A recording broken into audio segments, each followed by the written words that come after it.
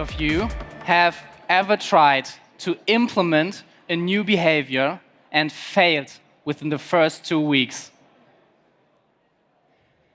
And how many of you would like to learn 3 simple steps to turn any behavior into an unfuckwithable habit?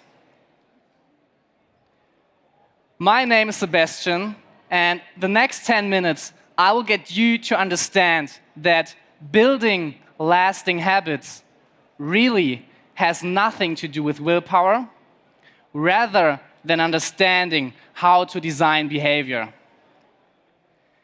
At this point, I would like to introduce you to Tom and Ella, who are biohackers just like us, and who recently went to a conference very similar to this one. Listening to all the great speakers, they got very inspired about everything they could do to enhance their health. And back home, they decided that it's time for a new workout routine to improve their health. Ella decided to go for a 30-minute swim every other day in the lake behind her house. Tom, on the other hand, decided that he really wanted to take it on to turn his life around, and he decided to go twice a week for a 90-kilometer swim from Helsinki to Tallinn. Quite ambitious. And while both of them have the same underlying motivation to improve their health, they will choose very different approaches in getting there and will end up at very different destinations. While Ella will create a habit for life, Tom will fail within the first 2 weeks. So how can that be? The difference in their behavior, to understand that, we have to look at what drives their behavior on a daily basis. And there are 3 factors that shape their behavior every single day. And this is first, the motivation to improve their health. The second force is the ability to go swimming. And the third force that's shaping their behavior is a trigger that will remind them to go swimming. And if we look at this in more detail, we can see that motivation and ability really go together, because the higher the ability that's required to do the behavior, the more motivation you need.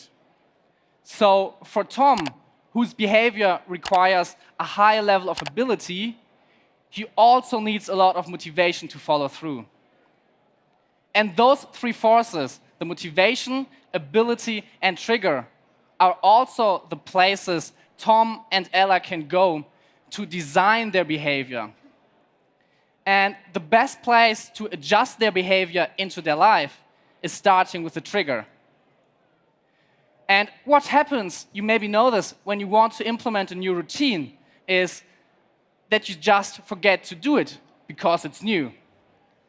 You have the motivation, you have the ability, but there's no trigger that reminds you to follow through.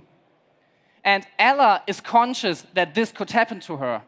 So what she does is, when she decides that tomorrow morning would be the perfect day to go swimming, she thinks about how she could design her environment in a way where it reminds her.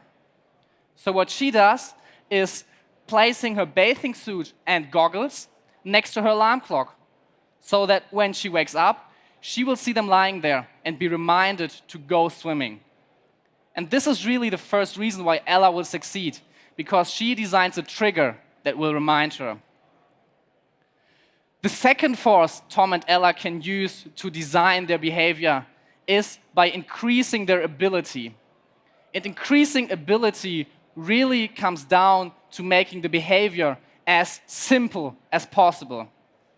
And there are 5 factors that influence simplicity. And the first factor that influences their simplicity is the amount of time they spend.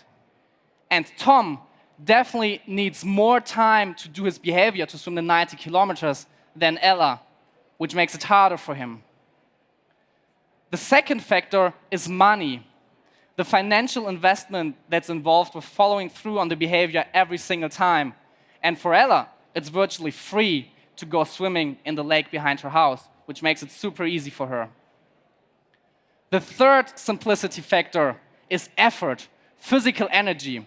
And it's obvious that both of them have to invest physical energy, but while Ella's routine might be demanding, Tom's routine, on the other hand, is excruciating and therefore quite hard for him to maintain. The fourth factor is brain energy. How much planning is involved for them in doing their behavior? And Tom has to consider factors like how does he get there? How does he get back? What's about the weather? What's about the tides? Which makes it also harder for him to follow through on his behavior. And the last simplicity factor is social deviance. How much is their social environment in alignment with them doing their behavior? And Ella is quite lucky because her husband is very supportive and cheers her up to follow through. While Tom's wife, on the other hand, hates his behavior. And every time Tom wants to go swimming, he has to justify, which, again, makes it harder for him to follow through. So it's really about making the behavior simple to increase ability. And to put it in a nutshell, so far we've learned that Ella is on a better way because she designed a trigger, as well as increasing ability by making the behavior very simple. And the last spot Tom and Ella can go to increase their follow-through is by designing motivation. And while Tom thinks that motivation is something he has no control over, Ella thinks that she can influence her motivation because she knows that when she links pleasure to behavior, it will be easier for her to follow through. So every time she thinks about swimming, she also thinks about everything she will gain, how amazing she will feel afterwards. While Tom, on the other hand, focuses on everything he has to sacrifice, that he can't spend time with his son and can't go out with his friends.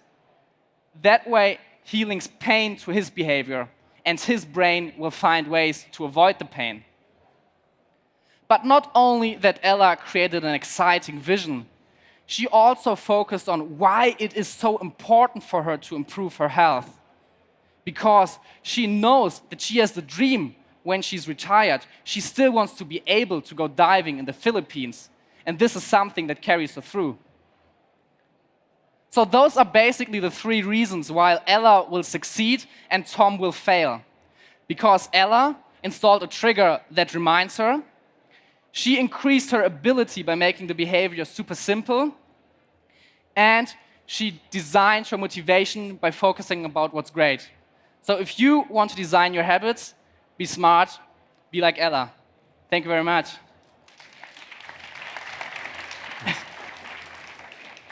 So I do have a question for you. Yes, sure. When I studied in the US, I learned one thing. What gets measured gets managed. What gets managed gets done. 2 days ago, I attended a leading healthcare conference in Washington, D.C., and I had a chance to listen to the CEO of Impossible Burger, a plant-based protein. It was a super interesting conversation because the reporter pretty much killed him on stage for multiple reasons. One thing that came up actually was very interesting.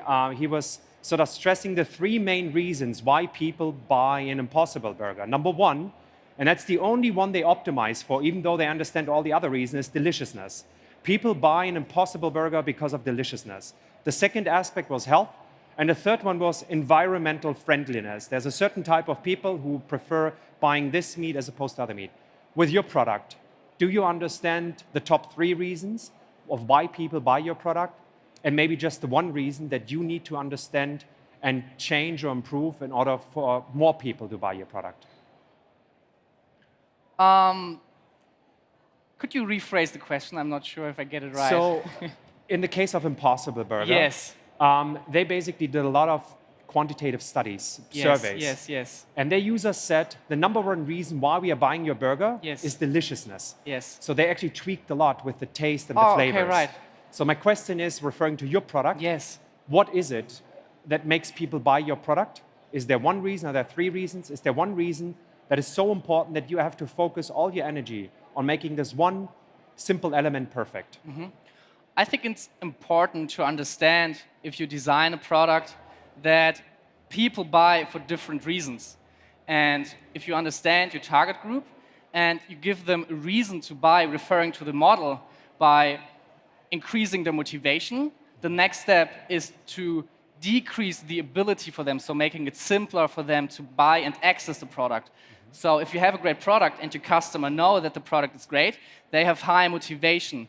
And then your job is to get them as easily to possible to access this and give them a trigger that will make them buy it. So this is how I would apply that. Okay, thanks. You're welcome. Perfect.